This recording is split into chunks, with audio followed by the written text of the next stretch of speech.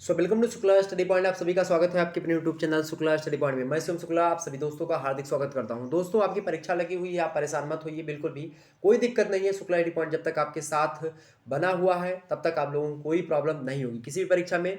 आप देखिएगा जितने भी पेपर आ रहे हैं उन सभी में आप देखेंगे हमारे द्वारा मॉडल पेपर जो बताए गए हैं उन्हीं से सारे के सारे प्रश्न आ रहे हैं, और उस मॉडल पेपर जो हमने बताया उसको सॉल्व भी करवाया है, साथ ही साथ वीडियो में बताया है कि कैसे प्रश्नों के उत्तर आपको लिखने हैं। तो निश्चित तौर पर आपको बहुत ज़्यादा हेल्प मिल रही होगी। अब मैं बता रहा हूं आपको कि ये मध्यकालीन इतिहास का जो पेपर 2 है इसमें कहां-कहां से प्रश्न आते हैं, और एक प्रकार से सिलेबस डिस्कशन पूरा का पूरा छोटी सी वीडियो में बहुत कम समय में जानने का प्रयास रहेगा। इंपॉर्टेंट टॉपिक कौन-कौन से कहां से प्रश्न अधिक मात्रा में बन सकते हैं इसको बताने का प्रयास। और वही बता दूं कि आज आप लोगों के लिए खास करके तोहफा है कि आज रात के 8 बजे से मध्यकालीन इतिहास के पेपर 2 के मॉडल पेपर को सॉल्व करवाया जाएगा। लगभग 1 घंटे 40 मिनट के आसपास की क्लास होगी आपकी, तो आप उस क्लास को जरूर अटेंड करेंगे। तो आपकी रात के 8 बजे से लेकर के लगभग जो है 10 बजे तक की क्लास शायद हो, तो 8 से 10 आप 2 घंटे रिवीजन क्लास के तौर पर आप इंजॉय करें। कल की परीक्षा या फिर आने वाली जो परीक्षा है उसके लिए प्रीपेयर्ड हो, बहुत अच्छे तरीके से तैयार हो, तो आप लोग बिल्कुल भी तैयार हो जाइए, और बिल्कुल टेंशन लेने की आपकी बिल्कुल भी आवश्यकता नहीं है। चलिए, तो मध्यकालीन इतिहास पेपर 2 यूरोप का इतिहास 1789 से 1919 तक में क्या क्या पढ़ना है, परीक्षा से पहले जरूर मॉडल पेपर को देखिएगा। आज रात के 8 बजे आप जरूर जुड़िए, अपने सभी दोस्तों को बुलाइए और जुड़िए। रात के 8 बजे से आपको फ्रंट पेज पर वो क्लास लाइव मिलेगी। ओके, चलिए। हो सकता है नोटिफिकेशन आपके पास जाए या ना जाए, तो आप उसको लेकर के परेशान मत होइएगा। नोटिफिकेशन हो सकता नहीं जाए, हो सकता जाए। अगर नहीं जाती तो आप लोग एक बार 8 बजे आकर के चेक जरूर कर लीजिएगा यूट्यूब पर। वैसे चेक क्या करना, आज रात के 8 बजे 100% 100% आपकी क्लास चलेगी लाइव। ओके, 2 घंटे क्लास है, चूंकि कल ही पेपर लगा हुआ है आपका किसी यूनिवर्सिटी का, तो उसके लिए बहुत ज़्यादा हेल्पफुल है। तो आप लोग बिल्कुल परेशान ना हो। द्वितीय प्रश्न पत्र में क्या क्या पढ़ना है इसको लेकर के हमने सोचा कि आपके समझ बता दिया जाए, ताकि आपको कोई दिक्कत ना हो और आप अपने डाटा को मेंटेन रख सकें, और अपने एक प्रकार से जो मेमोरी है उसमें थोड़ा सा और डाटे को संकलन करें।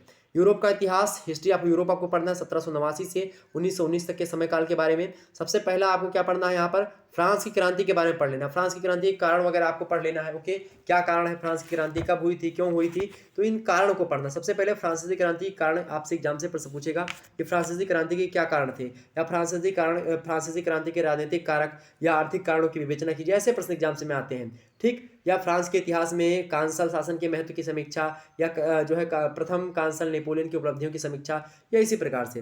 हालांकि फ्रांस की क्रांति आप पढ़ लीजिएगा, फ्रांस की क्रांति की प्रमुख घटनाओं को देख लीजिएगा, फ्रांस की क्रांति के परिणाम एवं महत्व को देख लीजिएगा, और प्रमुख सलाहकार के रूप में नेपोलियन के बारे में आप देख लीजिएगा, पढ़ लीजिएगा, आपके पाठ्यक्रम में है। वहीं आप देखेंगे अगला आपके पढ़ना क्या है, आपको सम्राट के रूप में नेपोलियन का उत्थान, आपको ये पढ़ना अगला चैप्टर। वहीं अगला चैप्टर आपको क्या पढ़ना पड़ता है इसमें, नेपोलियन की महाद्वीपीय व्यवस्था और पतन कैसे हुआ, ठीक है। और नेपोलियन के बाद में आप वियना कांग्रेस के बारे में पढ़ेंगे, 1815 ईस्वी का जो वियना कांग्रेस उसके बारे में। वहीं यूरोप की संयुक्त व्यवस्था के बारे में भी आपको पढ़ना है। आगे देखिएगा अगला आपको पढ़ना क्या, मेटरनिख के बारे में पढ़ना है, और मेटरनिख की जो नीतियां मेटरनिख के द्वारा बनाएंगे उसको पढ़ना है। और इन सभी के बारे में कैसे आपके मॉडल मतलब कैसे आपके प्रश्न आएंगे, हूबहू आपका मसौदा, आपका प्रश्न पत्र जो है हमने तैयार किया है। लगातार 2-3 दिनों से मेहनत करने के बाद में आपका मॉडल पेपर तैयार किया गया, और आपके समक्ष आज रात के 8 बजे से प्रस्तुत किया जाएगा। निश्चित तौर पर आप सभी लोग जुड़ करके उसका एंजॉय लें और अच्छे तरीके से अपने नंबर को बढ़ोतरी करें, और पेपर देकर के आइएगा, फिर देखिएगा, फिर वीडियो में आप कमेंट करिएगा कि हाँ कितने प्रश्न आए थे। तो मेटरनिख और उसकी नीतियों के बारे में आपको पढ़ना है। वहीं आप देखेंगे 1830 में जो क्रांति हुई थी उसके बारे में आपको पढ़ना है। वहीं 1848 की क्रांति के बारे में भी आपको पढ़ लेना है, ठीक। आप गूगल पर डालेंगे तो मिल जाएगा आपको। नेपोलियन तृतीय यानी कि 1852 से 1870 का जो समय काल है इसके बारे में आपको देखना है। इटली का एकीकरण देखिएगा, पढ़ना है आपको। जर्मनी का एकीकरण किसने किया, सब उसमें बताने का प्रयास किया जाएगा। इन सभी प्रश्नों को हमने रखा मॉडल पेपर में, आज तमाम सारी आपके डाउट दूर होंगे। बहुत अच्छे तरीके से समझाने का प्रयास किया जाएगा, बिल्कुल आपकी अपनी भाषा में समझाने का प्रयास किया जाएगा। निश्चित तौर पर आप लोग एंजॉय करेंगे पूरा का पूरा सेशन, ठीक है। पूर्वी समस्या क्या है, पूर्वी समस्या के बारे में भी हमने बताया। पूर्वी समस्या जो थी उसके बारे में हमने खूब अच्छे तरीके से समझाया है। अंतर्राष्ट्रीय संबंध यानी कि 1871 से 1914 ईस्वी के जो अंतर्राष्ट्रीय संबंध है इसमें विभिन्न देशों की, उसको भी बताना है।